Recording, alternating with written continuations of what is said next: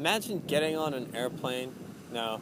Deciding that you want to build an airplane. No. Deciding you want to get on an airplane with your family. And getting to the start of the runway. And together beginning to roll the wheels down. Along with the landing gear. And while that's going, you start putting together a fuselage, a couple wings, cockpit, instrumentation.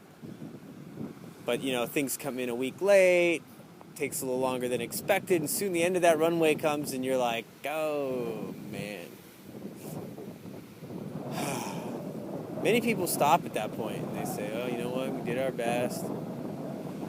But what we did was we backed that plane back down the runway as a family, and we started pushing all over again. This time with a few wheels in place, a fuselage, a cockpit, some instrumentation. And what we ended up doing was hiring a crew while the plane's getting pushed. And as soon as we got the engines on, we got them fired up. Maybe it's not the right engine, or the engine's the wrong.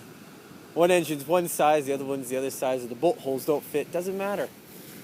You get them fired up, and then you start taking off, and you get that feeling of exhilaration as you see things unfolding. And once you get those things fired up, you just lift off, right? You begin to fly. And you see the future and its possibilities.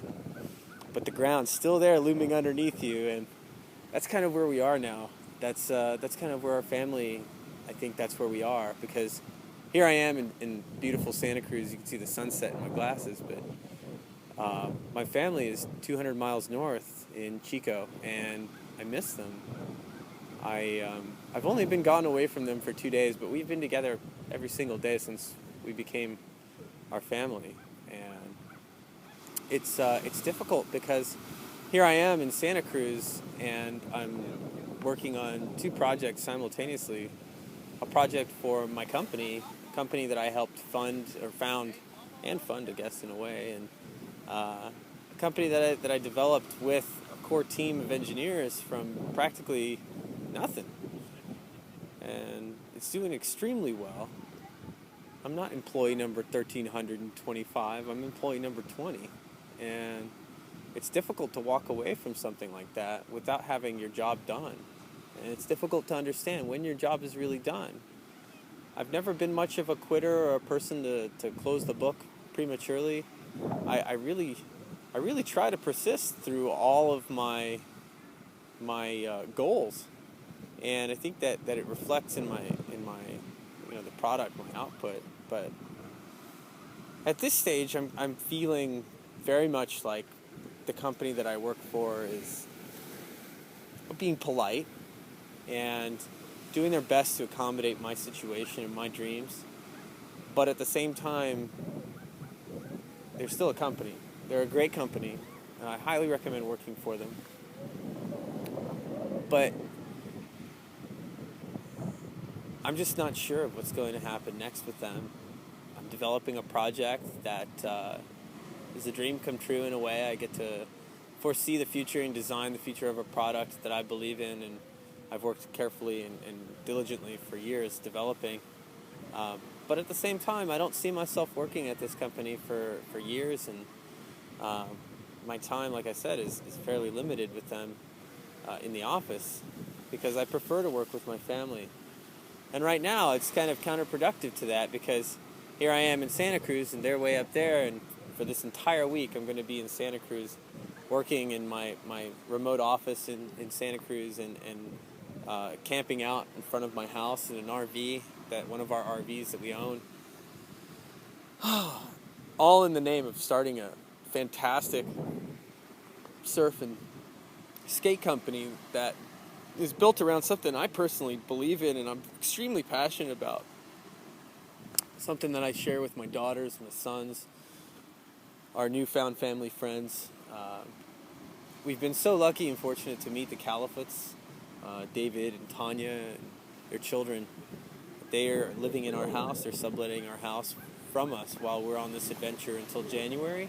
And we're really doing everything that we can together as 2 families to support the skate business, the surf business that we're now actually partnering on in a sense because of the level of commitment that each family is giving to it. It's a fantastic idea. The products are amazing. We're doing our first demo day at a skate park here in Santa Cruz, not far from our house. We've invited several pro skaters and surfers and put the notice out in town. And oh man, we've built the skateboards from scratch. I mean, they're all custom pressed, custom built down in Southern California. The trucks have been delivered. The paint has been applied. The graphics are going on right now. T-shirts made. I've had friends step out of the woodwork to support us by even inventing new socks, because we just love the neon variety, and we love the idea of what we're doing at a much deeper level, a level that's more artistic and boundless than just selling a couple skateboards or surfboards here and there. We're really striving to attain art and to share that with a community, a world that doesn't have access to perfect beaches and waves like those here in Santa Cruz. Here I am walking around Steamers Lane. This is the cliffs near Steamers Lane here in Santa Cruz. It's a flat day. You would call this a flat day, but as you can see, there's still a pretty sizable groundswell rolling here from parts of the South Pacific, Southern Indian Ocean, Antarctica, New Zealand. But you don't see any surfers out because despite this, what looks like a pretty immaculately broad, long period swell, it's high tide and there's just nothing to surf.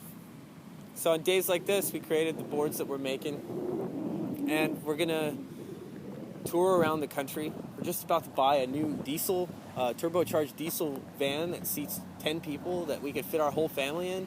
Somewhat of a dream for me and for my wife. We're gonna buy a 35-foot trailer that's basically full of state-of-the-art technology for us to travel the country and use as a temporary home while we're out adventuring. I mean, there's so many wonderful things that we've managed to put together, but again, here I am, stuck in limbo between the day job and the dream job, and caught between the day job and the dream job is not a place where I ever imagined myself to be, much less imagined would work out.